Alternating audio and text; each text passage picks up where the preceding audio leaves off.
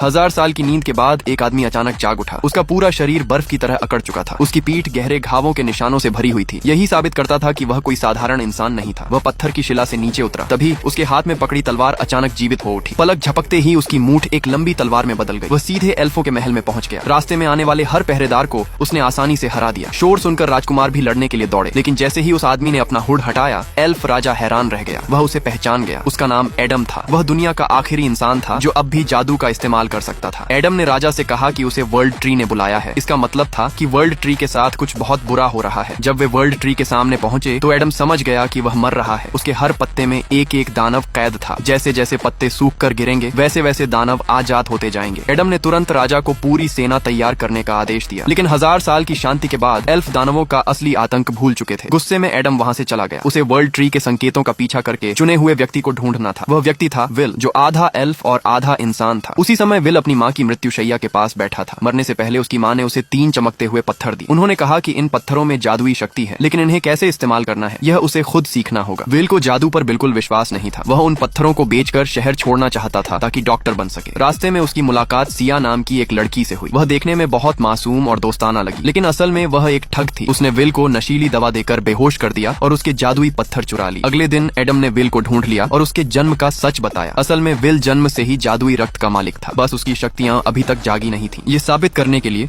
Adam उसे जादू के एक प्राचीन प्रशिक्षण स्थल पर ले गया। उसी समय वर्ल्ड ट्री का पहला पत्ता गिर गया।